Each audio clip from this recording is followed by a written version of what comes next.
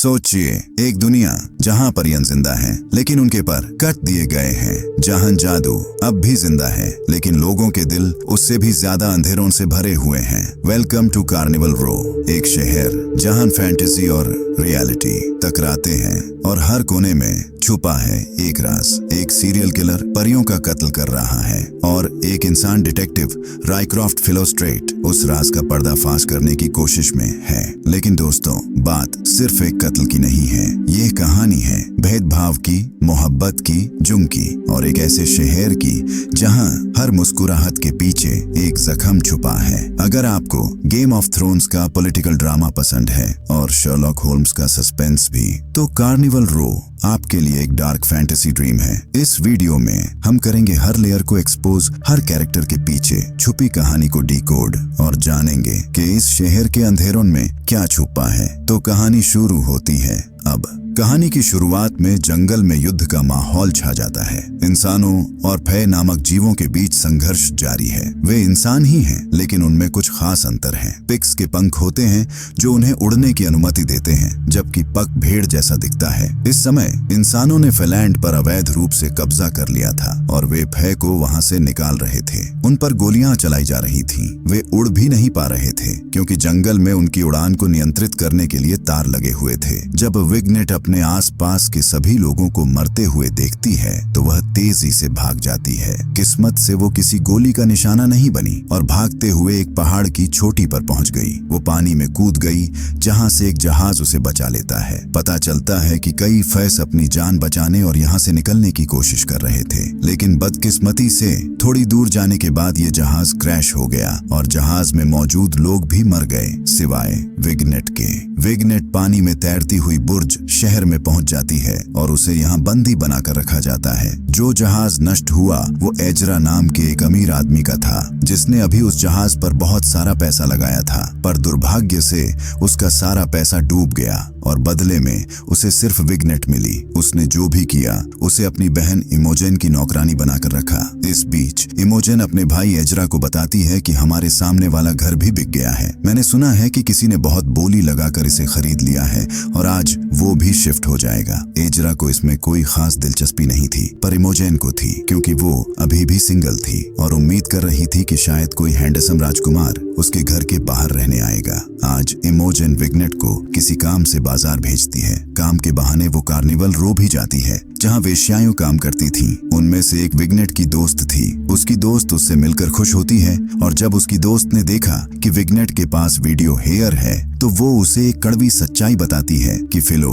अभी भी जिंदा है और इस समय वो पुलिस में इंस्पेक्टर है। सीन कट जाता है और फिलो पर शिफ्ट हो जाता है, जो इस समय फेस पर हमला करने वाले लोगों की जांच कर रहा था। वो इस समय एक पग के पास आता है जिसके बारे में उसे पता चला कि आज उस पर किसी ने हमला किया है। वह उसे हमलावर के बारे में बताती है कि उसके बाल नहीं थे और उसके हाथ पर सांप का टैटू था। इस महिला द्वारा दिए गए संकेतों से वह आसानी से पहचान गया कि वह लड़का कौन हो सकता है। वह बार में जाता है और उसे पकड़ने की कोशिश करता है, लेकिन वह लड़का फिलो के हाथों से भाग जाता है। फिलो उसे किसी भी कीमत पर पकड़ना चाहता था, इसलिए वे दोनों भागते हुए बंदरगाह पर आए और यहाँ उस लड़के ने फिलो को बताया कि फे पर हमले के पीछे मैं नहीं हूँ और सच्चाई चौंकाने वाली है। आपको बस उस अंधेरे देवता से दूर रहना होगा जो आ रहा है। इससे पहले कि फिलो उसे गिरफ्तार कर पाता, वह पानी में कूद जाता है और खुद को खत्म कर लेता है। अब सीन कट जाता है और हमें एशले नाम की एक महिला गायिका दिखाई जाती है जो रात में अपने घर की ओर जा रही थी।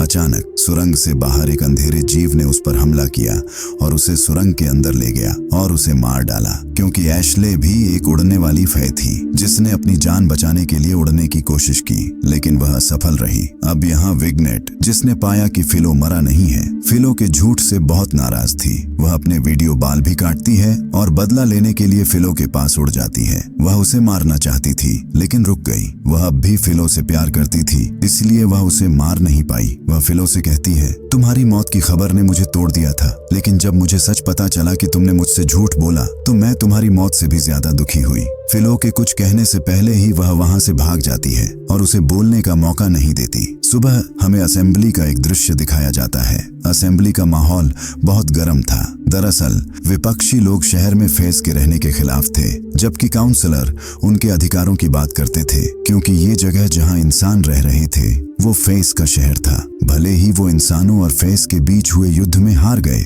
लेकिन फिर भी यहाँ सभी फेस के कुछ अधिकार हैं जिनका ख्याल काउंसलर रखना चाहता है। खैर, हम काउंसलर के बेटे जोना से मिलते हैं। उसे अभी राजनीति में कोई दिलचस्पी नहीं है। उसे शराब और जुए की लत है और वो अक्सर कार्निवल रो में पाया जाता है जहाँ वेश्याएं काम करती हैं। उसके पिता ने उसे 1000 बार वहाँ जाने से मना किया था, लेकिन उसने किसी की नहीं सुनी। और एक दिन जब वो कार्निवल रो गया तो किसी ने उसे आधी रात को अगवा कर लिया। जब वाणिज्य दूत और उसकी पत्नी को इस बारे में पता चलता है तो वे चिंतित हो जाते हैं। वाणिज्य दूत अपनी पत्नी को आश्वस्त करता है और उसे शांत रहने के लिए कहता है, देखो, जिसने भी उसका अपहरण किया है वह अपनी मांगों के लिए हमें बुलाएगा। हम उसकी मांगों को पूरा करेंगे और जोना हमारे पास सुरक्षित और स्वस्थ वापस आ जाएगा। वे जोना के अंगरक्षक को भी नौकरी से निकाल देते हैं क्योंकि वह जोना की रक्षा नहीं कर सका। कई दिन बीत जाते हैं जब जोना कहीं नहीं मिलता और कोई भी जोना से कोई मांग नहीं करता। फिर वाणिज्य दूत की पत्नी उसे एक सुझाव देती है, क्यों न हम काली चुड़ैल को बुलाएं और अपने जादू से हमारे बेटे के बारे में पता लगाती है।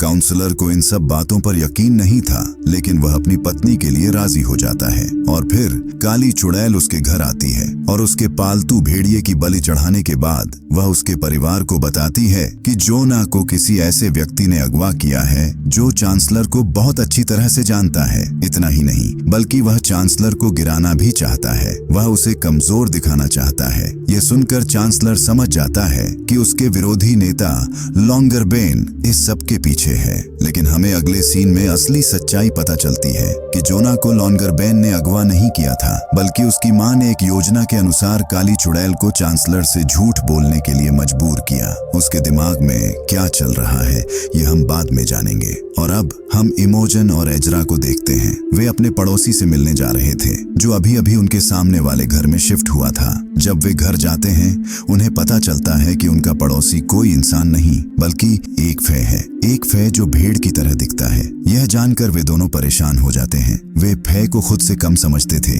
और अब एक फे उनके समुदाय में उनके स्तर पर रह रहा था। वे इसे बर्दाश्त नहीं कर सकते, इसीलिए वो अपने वकील को बुलाते हैं ताकि वो फे को उनके घर से निकाल सकें। लेकिन अभी तक ऐसा कोई कानून नहीं बना है जिसके अनुसार एक पक को उसके घर से बाहर निकाला जा सके। हालांकि उस घर को फे ने खरीदा था। हमें पता चलता है कि पक का नाम ग्रेस है, जो बारिश में इमोजन को छाता देकर उसकी मदद करता है। लेकिन यहाँ हमें लगता है कि इमोजन उसके साथ खड़े होने में सहज महसूस नहीं करती है। जब इमोजन घर जाती है तो उसे अपने भाई से पता चलता है कि जहाज के डूबने की वजह से उनकी आर्थिक स्थिति खराब होती जा रही है। उन्हें बहुत बड़ा नुकसान हुआ है। लागत को पूरा करने के लिए एजरा को अपना घर गिरवी रखना पड़ता है क्योंकि इमोजन का भी उसमें हिस्सा है। वह इस विचार से असहज है कि उनका घर बैंक में गिरवी रखा जा रहा है। इस समस्या का समाधान खोजने के लिए वह सड़क के उस पार रहने वाले पक को चाय पर आमंत्रित करती है। उन्हें उम्मीद है कि ग्रेस निश्चित रूप से उसकी मदद करेगा जब वह देखेगा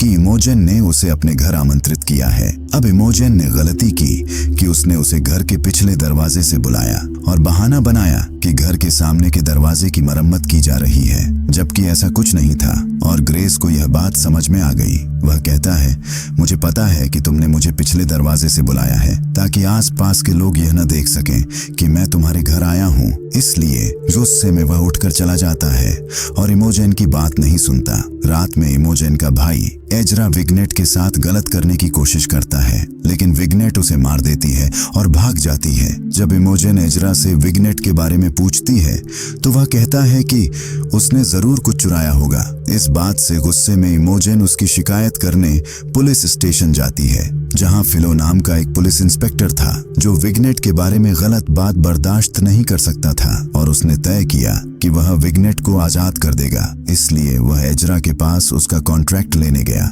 और आखिरकार उसने विग्नेट को एजरा की कैद और गुलामी से आजाद करवा दिया, जबकि उसे धमकाया भी। यह सब करने के बाद वह क्राइम सीन पर पहुंचता है। क्राइम सीन पर उसे एशलिन की लाश मिली जिसे बेरहमी से मारा गया था। उसे मारने के बाद उसने उसका पेट फाड़ दिया और उसकी आंतों को हर जगह फैला दिया। उसने अपनी जिंदगी में पहली बार इतनी क्रूर हत्या देखी थी। हैरानी की बात यह थी कि इतनी अजीबोगरीब हत्या के पीछे कौन हो सकता है। जांच के दौरान फिलो को पता चलता है कि यह एशलिन नामक एक महिला फे गायिका थी। जांच को आगे बढ़ाने के लिए उसे पोस्टमार्टम करना था, लेकिन सभी लोग ऐसा करने से मना कर देते हैं। इसलिए फिलो एक कसाई के पास जाता है जो भय भी था और उसने यह किया। पोस्टमार्टम के दौरान फिलो को पता चलता है कि एशलिन की लाश को देखने के लिए फैज की साधु आई हुई है। वह उस पर कुछ अनुष्ठान करना चाहती थी ताकि उसकी आत्मा को शांति मिले। ऐसा करते हुए उसे पता चलता है कि एशलिन को मारने वाला न तो कोई इंसान है और न ही फे, जैसा कि हमने देखा है। कसाई ने फिलो को एशलिन के बारे में एक अजीब बात बताई कि एशलिन का लिवर उसके शरीर से गायब है। सीन कट जाता है और हम विग्नेट को देखते हैं। वह इजरा की गुलामी से छुटकारा पाने के बाद फे के एक समूह में आ गई है। ये एक विद्रोही समूह है जो फे की आजादी के लिए लड़ता है। यहाँ गद्दारों के लिए कोई जगह नहीं है। विग्नेट को यह बात तब समझ में आती है जब उसका नेता विग्नेट के सामने एक आदमी को इसलिए मार देता है क्योंकि वह गद्दार था। विग्नेट की वफादारी की जांच करने के लिए वह उसे पुलिस मुख्यालय जाने और वहां से पुलिस का झंडा लाने का काम देती है। वह बिना सोचे समझे उड़ जाती है और झंडा हटाने लगती है। उसके पीछे कई पुलिस अधिकारी थे और फिलो भी। फिलो उसे रोकने की कोशिश करता है लेकिन वह फिलो को धमकाते हुए कहती है, मेरा रास्ता छोड़ दो वरना मैं तुम्हारा सच सबके सामने बता दूंगी। यह सुनकर फिलो उसे छोड़ने के लिए मजबूर हो जाता है। शायद उसे अपने रहस्य के बारे में सुनकर दुख हुआ हो। वह अपना दुख साझा करने के लिए अपने फे दोस्त के पास जाता है जो उस समय जेल में था। कहानी फ्लैशबैक में जाती है और हम जानते हैं कि वे अतीत में सैनिक थे और उनकी बटालियन ने फेस शहर पर हमला किया था। उस समय यह पूरी बटालियन एक गांव में रुकी थी जहां फिलो एक लाइब्रेरी में जाता है और अचानक कोई उस पर पीछे से हमला कर देता है। यह कोई और नहीं बल्कि विग्नेट था जो इस लाइब्रेरी की रखवाली करता था। यह लाइब्रेरी फैज के लिए बहुत महत्वपूर्ण थी। वे इसका बहुत महत्व रखते थे। वे इसका स्थान छिपाते थे। फिलो को देखते हुए विग्नेट उससे पूछता है, तुम कौन हो? यहाँ आने का तुम्हारा उद्देश्य क्या है? फिलो कहता है, मैं बस यहाँ आया हूँ। मैं इस जगह के बारे में किसी को नहीं बताऊंगा। यह सुनकर विग्नेट का नेता फिलो को जाने की अनुमति देता है। वह विग्नेट को यह काम देती है कि वह उस पर जासूसी करे। विग्नेट फे की सेना में थी। उसे बहुत काम करना पड़ता था। जैसे जब उसकी टेलीग्राफ लाइन खराब हो जाती है तो विग्नेट उसे ठीक करने जाती है और जब विग्नेट लाइन ठीक कर रही होती है तो अचानक आधे भेड़िए उस पर हमला कर देते हैं जो इंसान थे, लेकिन उन्होंने खुद को इंजेक्शन लगाकर भेड़िए में बदल दिया। वे आधे भेड़िए को हराने में सफल हो गए लेकिन एक भेड़िए ने विग्नेट और फिलो के दोस्त को काट लिया और इस वजह से पूर्णिमा की रात को वह भेड़िए में बदल गया। वह किसी को अपना राज नहीं बताना चाहता था लेकिन उस रात फिलो ने उसे देख लिया। उसका दोस्त उसे बताता है ये सब सिर्फ पूर्णिमा की रात को ही होता है, उसके अलावा मैं बिल्कुल सामान्य हूँ। तब फिलो जवाब में कहता है, तुम चिंता मत करो, मैं इस बारे में किसी को नहीं बताऊंगा। फिर सीन कट होता है और दिखाया जाता है कि फिलो पर नजर रखते रखते वो फिलो को पसंद करने लगती है और इधर फिलो भी। इस तरह वो करीब आ जाते हैं। फिर अगली सुबह दिखाया जाता है कि विग्नेट की वेश्या दोस्त इस शहर में बहुत सारे परियों को लेकर आई जिनके शहर पर इंसानों ने हमला कर दिया था। रात को विग्नेट उससे मिलने जाती है। वे बात करते हैं और लड़की विग्नेट से पूछती है, युद्ध के बाद तुम्हारा और फिलो का क्या प्लान है? वह शादी के बारे में पूछ रही थी लेकिन विग्नेट ने फिलो से नहीं पूछा। रात को जब वे मिलते हैं तो वह फिलो से पूछती है और वह उसे अपनी जिंदगी का सबसे बड़ा सच बताता है कि वह एक अनाथ है। उसका इस दुनिया में कोई नहीं है। विग्नेट को इससे कोई दिक्कत नहीं थी लेकिन फिलो की एक और सच्चाई थी। फिलो पूरा इंसान नहीं था, वह आधा खून वाला था, यानी आधा इंसान और आधा फे। उसके पंख भी है जो बचपन में कटे हुए थे और जिनके निशान आज भी उसकी पीठ पर हैं। विग्नेट सच में फिलो से प्यार करती थी, इसलिए उसने कहा, मैं इस बारे में किसी को नहीं बताऊंगी और हम एक अच्छी जिंदगी जिएंगे। अगले दिन विग्नेट की दोस्त फिलो से मिलती है और उससे कहती है, विग्नेट तुमसे बहुत प्यार करती है, वह तुम्हें छोड़कर नहीं जाएगी, बस उसका ख्याल रखना। विग्नेट की दोस्त चाहती थी कि फिलो इस युद्ध के बाद सेना से रिटायर हो जाए और अपनी बाकी की जिंदगी विग्नेट के साथ बिताए। उसने विग्नेट के लिए इन खतरों से खेलना बंद कर दिया। अगले दिन फिलो की बटालियन को शहर छोड़ने का आदेश मिलता है। वे अब भी जा ही रहे थे कि वुल्फ पक ने हमला कर दिया जो खुद को इंजेक्शन लगाकर भेड़ियों में बदल लेते थे। वे सभी फैज को मारना चाहते थे, इसलिए सभी फैस शहर छोड़कर जाने लगते हैं। फिलो जानता था कि विग्नेट उसके बिना शहर नहीं छोड़ेगी, इसलिए उसने एक लड़की के जरिए विग्नेट को अपनी मौत की झूठी खबर बताई। इसी तरह उसके दोस्त विग्नेट को जबरन अपने साथ ले जाते हैं ताकि वह उनके साथ सुरक्षित रहे। इसके बाद सीन खत्म हो जाता है और हम वर्तमान समय में आ जाते हैं, जहां फिलो को यह सब याद आ रहा था।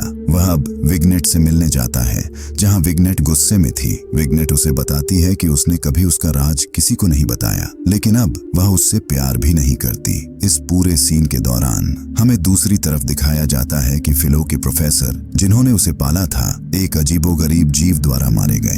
फिलो को इस केस की जांच के लिए रखा गया है। जांच करते हुए वह एक नाले के पास पहुंचता है और फिलो को इस नाले में एक अजीबोगरीब जीव दिखाई देता है। वह उसे मारना चाहता था, लेकिन उसकी पहली गोली चूक गई और जैसे ही उसने बंदूक लोड की और उसे फिर से मारने की कोशिश की, वह जीव वहां से गायब हो चुका था। वह जीव क्या था, यह जानने के लिए वह फैस के भिक्षु के पास जाता है। उसने एशालिन के पोस्टमार्टम में ऐसे जीव के बारे में फिलो को बताया था, लेकिन उस समय फिलो को उस पर भरोसा नहीं था। पूछने पर भिक्षु उसे बताता है कि यह जीव डार्कैशर है। यह डार्कैशर मरे हुए इंसानों और जानवरों के अंगों को मिलाकर बनाया जाता है और फिर काले जादू के जरिए उसमें जान डाली जाती है। उसे अभी भी इस थ्योरी पर यकीन नहीं हुआ। अगर उसने खुद इसे न देखा होता तो कैसे यकीन करता। इसलिए वह डार्क विच के पास जाता है और उसे डार्कैशर बनाने के लिए कहता है। डार्क विच उससे कहती है, मैं उस जीव को बनाऊंगी, लेकिन मुझे तुम्हारे शरीर के कुछ हिस्से चाहिए होंगे। यह जीव तभी मरेगा जब तुम मरोगे,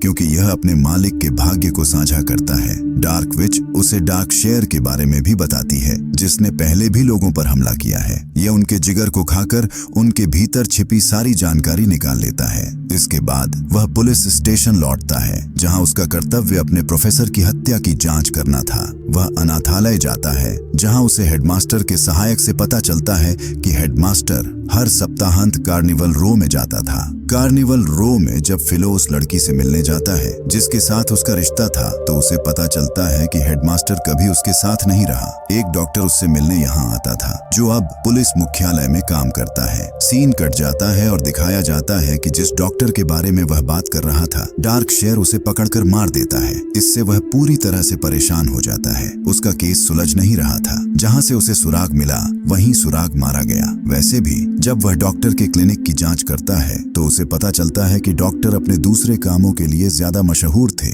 उनके साथ किए जाने वाले व्यवहार, जैसे कि अवैध रूप से गर्भपात करवाना, लोगों का लिंग बदलवाना और भय के पंख या सींग काटकर उन्हें इंसानों जैसा दिखाना, इन सब बातों से कहीं ज्यादा है। ये सब जानने के बाद उसे समझ में आता है कि बचपन में डॉक्टर ने ही उसके फे के पंख काटे थे। और अब यहाँ से कुछ सबूतों के साथ उसे पता चलता है कि एशलिन, जो एक फे सिंगर थी और डार्क शेयर द्वारा मारी गई पहली व्यक्ति फिलो की माँ थी। यह जानकर वह चौंक गया। एक और बात जिसने उसे डरा दिया वह यह थी कि डार्क शेयर द्वारा मारे गए सभी लोग फिलो के साथ गहरे रूप से जुड़े थे, जैसे एशलिन उसकी माँ थी। हेडमास्टर ने बचपन से ही उसे पिता की तरह पाला था और डॉक्टर, प्रोफेसर और एशलिन दोनों का दोस्त था और उसे फिलो के बारे में सारे राज पता थे। इसके बाद फिलो अपनी माँ के पुराने दोस्त से मिलता है, जो अपने जीवों के जरिए दूसरों को नाटक दिखाता था और एशलिन उसके साथ गाने गाती थी। वह कहता है कि सालों पहले एशलिन ने उसके साथ काम करना बंद कर दिया था और इसके पीछे कहानी में एक बड़ा ट्विस्ट था। वो ये था कि चांसलर एशलिन को पसंद करता था। एशलिन ने उसके घर पर बहुत समय बिताया और फिर वह अचानक गायब हो गई ताकि वह फिलो को जन्म दे सके। अब इन सब के बाद हम ग्रेस को देखते हैं, जो एजरा और इमोजेन के घर के सामने रहती है। उसे अपने पड़ोसी से पता चलता है कि इमोजेन का परिवार मुश्किल दौर से गुजर रहा है। यह जानकर वह समझ जाता है कि इमोजेन ने उसे मदद के लिए बुलाया है, न कि उसका अपमान करने के लिए। जैसे ही उसे यह एहसास होता है, वह इमोजेन से माफी मांगने जाता है। इधर इमोजेन भी उसे बताती है कि उसे ग्रेस के फे होने पर कोई आपत्ति नहीं है। वह सिर्फ ग्रेस को उसकी अच्छाई के लिए पसंद करती है। इधर ग्रेस इमोजेन की मदद करने के लिए तैयार हो जाती है, लेकिन एक छोटी सी शर्त पर कि इमोजेन उसे यहाँ के लोगों से घुलने मिलने में मदद करेगी। इमोजेन मान जाती है और अगले दिन अपने घर पर एक चाय पार्टी का आयोजन करती है, जिसमें वह अपने सभी अमीर पड़ोसियों को आमंत्रित करती है। इस पार्टी में उसने ग्रेस को मुख्य अतिथि के रूप में बुलाया। हालांकि इमोजेन के भाई एजरा इस फैसले से खुश नहीं थे। तब इमोजेन कहती है, देखो, इस घर में मेरा भी हिस्सा है और मैं इस बात से बिल्कुल भी सहज नहीं हूँ कि तुम बैंक में मेरी संपत्ति संपत्ति को पट्टे पर दो। ग्रेस हमारी मदद कर रहा है और हमें उसकी मदद की जरूरत है। अगले दिन पार्टी में सभी लोग आ गए और इमोजेन ने सभी को ग्रेस से मिलवाया। बातचीत जारी रही और यहाँ मौजूद लोग यानी इमोजेन के लोग ग्रेस का मजाक उड़ाने लगे। ग्रेस नाराज हो गई और पार्टी से जाने ही वाली थी कि तभी एजरा की एंट्री हुई। अपने सारे अभिमान को किनारे रखते हुए उसने ग्रेस से हाथ मिलाया और उसे एहसास दिलाया कि वह और इंसान बिल्कुल बराबर हैं, ताकि वह नाराज न हो और उनका सौदा बर्बाद न हो। बाकी लोगों को फेस का सम्मान करने के लिए मजबूर होना पड़ा। ग्रेस इस बात से बहुत संतुष्ट था कि एजरा और इमोजेन ने अपना वादा पूरा किया है, इसीलिए वह उनकी मदद के लिए उन्हें एक चेक देता है। अब इमोजेन भी ग्रेस को उसकी आदतों और अच्छाइयों की वजह से ज्यादा पसंद करने लगी थी। वो उसके साथ काफी समय बिताने लगी और उसके साथ पार्टियों में जाने लगी। वो उसकी बुद्धिमत्ता और व्यापारिक बातचीत से काफी प्रभावित थी। अक्सर लोग उसे परेशान करते थे जो उन दोनों को जज करते थे। सीन कट जाता है और हम काउंसलर से मिलते हैं जिसके बेटे को उसकी मां ने गिरफ्तार कर लिया था, लेकिन आरोप लॉन्गरबेन यानी काउंसलर के विरोधी पर था। काउंसलर अब उसे पुलिस से गिरफ्तार करवाता है और उससे कहता है, अगर तुम मुझे मेरे बेटे के बारे में सच बता दोगे मैं तुम्हें तुरंत जाने दूंगा। लेकिन लॉन्गरबेन को उसके बेटे के बारे में कैसे पता चला? वह उसे बताता है कि उसने उसके बेटे का अपहरण नहीं किया। काउंसलर को लगता है कि वह झूठ बोल रहा है और वह उसे गिरफ्तार कर लेता है। अब उसी जेल में काउंसलर की पत्नी लॉन्गरबेन से मिलने जाती है और जाते ही सहानुभूति दिखाते हुए उसे जहर की एक बोतल दे देती है जिससे वह मर जाता है। वह तुरंत आकर काउंसलर को बताती है कि लॉन्गरबेन की मौत भी तुम्हारे अपराध की वजह से हुई है। काउंसलर घबरा जाता है क्योंकि उसे लगता था कि अब वह अपने बेटे तक नहीं पहुंच पाएगा, लेकिन यहाँ उसकी पत्नी ने उसे बताया कि नहीं, उसने उसे उसके बेटे का ठिकाना बता दिया है। काउंसलर अपने लोगों के साथ उसके बेटे को बचाता है और जब वह घर आता है तो अपनी मां की आवाज सुनकर वह पहचान जाता है कि उसका अपहरण करने वाला लॉन्गरबेन नहीं बल्कि उसकी मां है। लेकिन उसके पास कोई ठोस सबूत नहीं था और वह अब इस दुविधा में था कि उसकी मां उसके साथ ऐसा क्यों कर सकती है। वह इन बातों पर ध्यान नहीं देना चाहता था, इसीलिए उसने अपने पिता से यहाँ से चले जाने के बारे में बात की। उसे अपने परिवार के साथ अच्छा समय बिताने की आदत नहीं थी। उसका ज्यादातर समय कार्निवल रूम में ही बीतता था। फिर उसकी माँ उससे कहती है, किसी ने मुझसे कहा था कि मेरे पति और बेटा मशहूर लोग होंगे और यह भविष्यवाणी पूरी हो गई है। देखो, तुम्हारे पापा काउंसलर हैं और अब तुम भी बड़े आदमी बनना चाहते हो, इसलिए ये सब बातें छोड़ो और अपने ऊपर ध्यान दो। सीन कट जाता है। अब विग्नेट को दिखाया जाता है। आजकल जिस फे ग्रुप के साथ वो काम कर रही थी वो अक्सर विग्नेट को फिलो के साथ देखता है। उन्हें नहीं पता कि फिलो और विग्नेट के बीच कोई गुप्त रिश्ता है,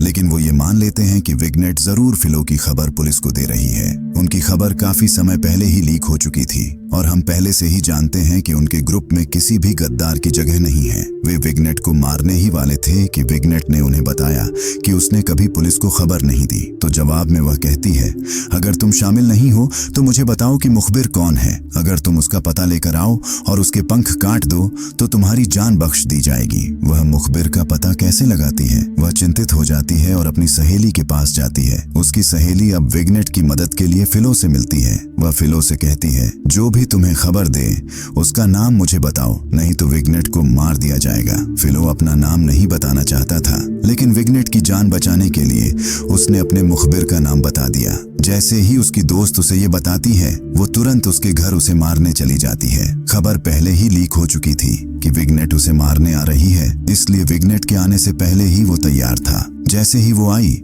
उसने उस पर हमला कर दिया और इससे पहले कि वो विग्नेट का गला काट पाता किसी ने पीछे से उसे गोली मार दी। पीछे मुड़कर देखने पर पता चलता है कि वो फिलो ही था जो विग्नेट को बचाने आया था। अब विग्नेट उस आदमी के पंख काट देती है ताकि वो अपने लीडर को सबूत के तौर पर दे सके। फिलो उसे उसके घर के पास छोड़ देता है और सही पता बताने के बाद उसे छोड़ दिया जाता है। अगले दिन विग्नेट को पता चलता है कि जिस लाइब्रेरी को बचाने के लिए उसने अपना जीवन समर्पित कर दिया था वह अब बर्किश संग्रहालय में प्रदर्शित है। प्रवेश करने पर वह अपनी पुस्तकों को देखकर रो पड़ती है क्योंकि उनमें जो रहस्य छिपे थे वे अब सबके सामने आ चुके हैं। विग्नेट उन सभी को देख रही थी कि उसे यहाँ गिरफ्तार किया जा रहा है। काउंसलर के बेटे का गार्ड जिसे काउंसलर ने निकाल दिया था वह भी फेस के समूह में शामिल हो जाता है, यहाँ सभी पक रहा करते थे जो मानते थे कि इंसान उन्हें कभी स्वीकार नहीं करेंगे। इस बीच उन्हें इसका सबूत भी उसी समय देखने को मिलता है जब एक इंसान पक को बुरी तरह पीटने की कोशिश करता है और फिर रात को पक का ये पूरा ग्रुप उस इंसान को पकड़ लेता है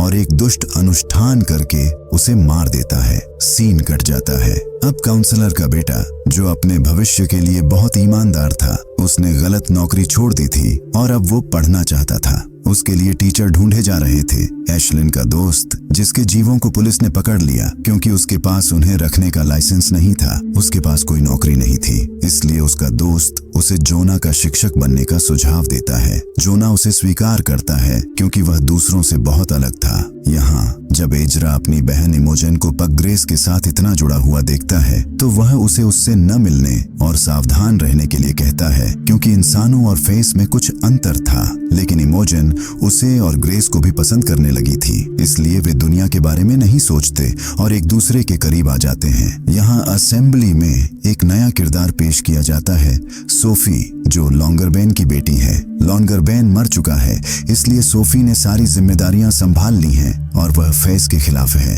असेंबली में वह काउंसलर का विरोध करती है। जोना, जो लाइब्रेरी से असेंबली देख रहा था, इस लड़की से बहुत प्रभावित है।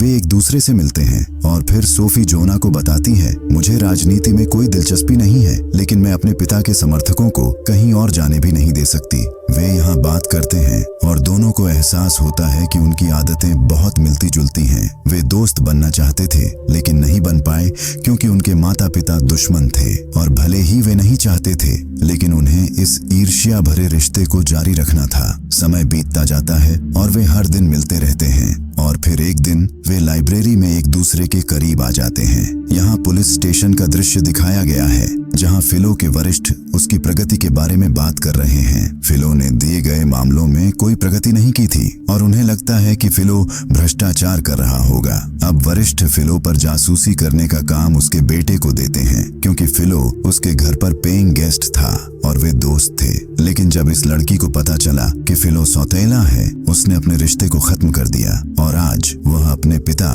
फिलो के सीनियर को वही सच बताती है। अब एक और आदमी यहाँ आता है और फिलो के सीनियर को बताता है कि फिलो ने उसके लिए एक डार्केशर बनाया है और वह सभी हत्याओं को छिपाना चाहता है और फिलो इसके पीछे का कारण जानता है। इन सभी चीजों के कारण फिलो को उसके विभाग द्वारा गिरफ्तार कर लिया जाता है और सीनियर जानबूझकर फिलो को मानव सेल में बंद कर देते हैं ताकि सभी लोग उसे मार डालें, यह जानते हुए कि वह आधा खून है। लेकिन अब सीनियर की बेटी दुखी थी कि उसने सभी को फिलो का राज क्यों बताया, इसीलिए वो अपने पिता से जाकर कहती है कि उसने झूठ बोला और फिलो कोई सौतेला नहीं है। मैं उसके विश्वासघात से नाराज थी, इसलिए मैंने तुमसे झूठ बोला। ये सुनने के बाद फिलो का सीनियर उसे यहाँ से बाहर निकालने का प्रस्ताव देता है और कहता है कि अगर तुम कसम खाओ कि तुम सौतेले नहीं हो या फे नहीं हो तो मैं तुम्हें यहाँ से बाहर निकाल दूंगा। 12 साल से सच छुपा रहा फिलो इस बात से थक चुका था। वो अब और नहीं छुपाना चाहता था, इसलिए उसने अपने सीनियर से कहा कि वो एक फे है,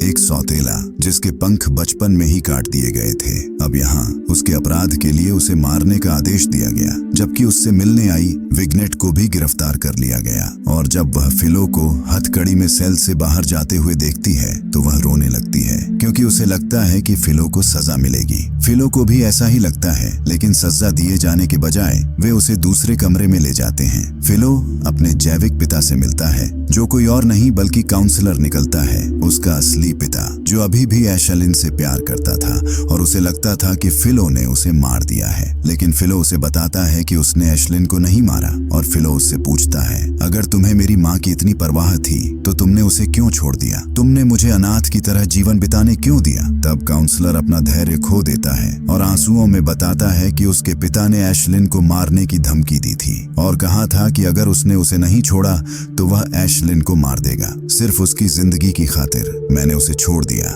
वह कहता है, मैंने उसे छोड़ा भी नहीं, मैं तो बस उसकी जान बचाने के लिए उसे उसके दोस्त के घर ले गया था। काउंसलर फिलो को बताता है कि उसे नहीं पता था कि वह गर्भवती थी और सालों तक उसे यह भी नहीं पता था कि उसका एक बेटा है, यानी तुम्हारा भी जन्म हुआ है। यह सब जानने के बाद काउंसलर फिलो को छोड़ देता है और उससे वादा करता है कि वह विग्नेट को भी छोड़ देगा। वह विग्नेट की रिहाई के कागज पर हस्ताक्षर कर रहा था। इस बीच उसका गार्ड, जिसे उसने निकाल दिया था, आ जाता है और वह पक के समूह में शामिल हो जाता है। उसका दिमाग धोया गया था और उसे सिखाया गया था कि जितने ज्यादा लोगों को तुम मारोगे तुम्हारी जिंदगी उतनी ही आसान होगी, और अपनी जिंदगी को आसान बनाने के लिए वह सबसे शक्तिशाली व्यक्ति काउंसलर को मार देता है। इस बीच काउंसलर की पत्नी और बेटे के बीच विवाद हो गया, क्योंकि जोना लॉन्गरबेन की बेटी सोफी से शादी करना चाहता था। उसकी माँ इस बात से सहमत नहीं थी। जब जोना अपनी माँ पर दबाव डालता है तो उसे सच बताना पड़ता है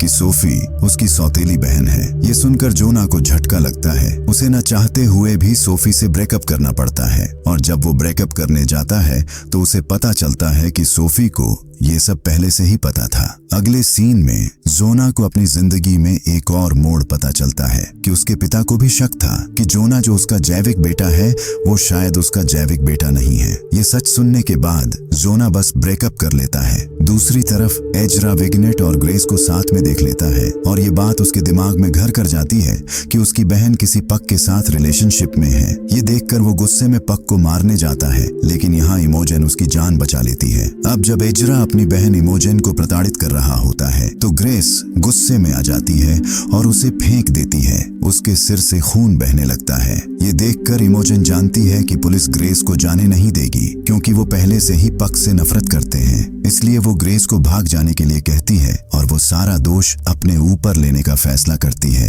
सीन कट जाता है और हम चांसलर को फिर से देखते हैं, जिसके पास उसकी पत्नी आई हुई है। चांसलर उससे कहता है, मुझे पता है कि इन सभी हत्याओं के पीछे तुम हो और तुमने ही अपने बेटे का अपहरण करवाया था। मैं आपको उस बेटे के बारे में कभी नहीं बताऊंगा जिसे आप भविष्यवाणी के अनुसार पा रही हैं। चांसलर का बेटा इस दुनिया पर राज करने वाला था और चांसलर की पत्नी उसे अपना बेटा मानना चाहती थी, लेकिन जब चांसलर ऐसा करने से मना कर देता है तो वह चांसलर के चेहरे पर तकिया रख देती है और उसकी हत्या कर देती है। वह उसे मार देती है और फिर उसके शरीर से उसका लीवर निकाल लेती है ताकि वह उसके बारे में सारे राज जान सके। इस लीवर के जरिए उसे विग्नेट के बारे में पता चलता है, जिसे चांसलर ने कहानी के बाकी हिस्से को जानने के लिए राहत दी थी। उसे काली चुड़ैल के पास जाना पड़ता है, जो उसे जहर देकर खुद को मार देती है, और मरने से पहले वो फिलो को बताती है कि वो और विग्नेट खतरे में है। फिर वह मर जाती है। इस वजह से चांसलर की पत्नी बहुत गुस्से में आ जाती है। उसे चांसलर के बेटे के बारे में पता लगाना था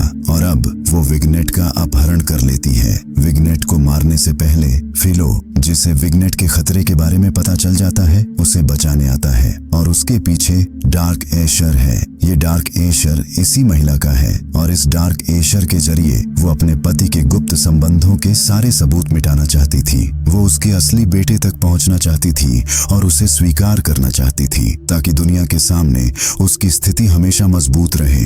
इससे पहले कि फिलो इस महिला पर हमला करे या डार्क एशर फिलो पर हमला करे, विग्नेट खुद को छुड़ाती है और इस महिला को पीछे से चाकू मारती है, जिससे महिला की मौत हो जाती है। जैसे ही वह मरती है, उसका डार्क एशर भी मर जाता है। विग्नेट और फिलो दोनों बच जाते हैं। चांसलर की मौत की खबर पूरे शहर में फैल जाती है। चांसलर की जगह अब उनके बेटे जोना ने ले ली है, जो दुनिया के सामने उनका बेटा था। जोना अब एशलिन के दोस्त को अपना कानूनी सलाहकार नियुक्त करता है। राजनीति में प्रवेश करने के बाद जोना को एहसास होता है कि सोफी, जिसे वह हमेशा स्मार्ट और समझदार समझता था, उससे भी ज्यादा स्मार्ट थी जितना उसने कभी सोचा था। सोफी ही थी जिसने अपनी माँ को ब्लैकमेल किया और चांसलर से कहा कि जोना उसका बेटा नहीं है। ये सारी हत्याएं उसी की वजह से हुई हैं। ये सब बातें जानते हुए वह सोफी का दुश्मन बन सकता था, लेकिन इसके बजाय उसने असेंबली में उसके साथ सेना में शामिल होने का फैसला किया, क्योंकि वह जानता था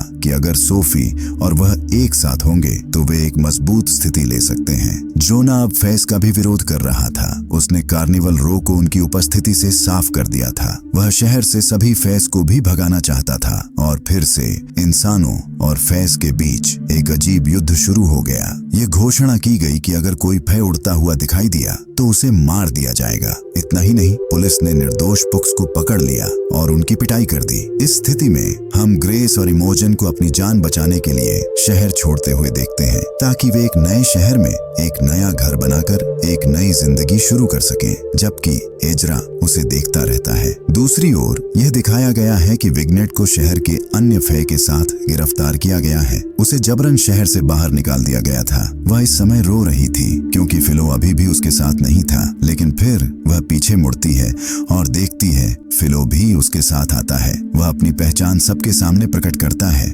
उन्होंने एक दूसरे को गले लगाया और वादा किया कि वे फिर कभी अलग नहीं होंगे। सीजन का अंत एक दृश्य के साथ होता है जिसमें फिलो को विग्नेट और अन्य सभी फेज के साथ दिखाया जाता है।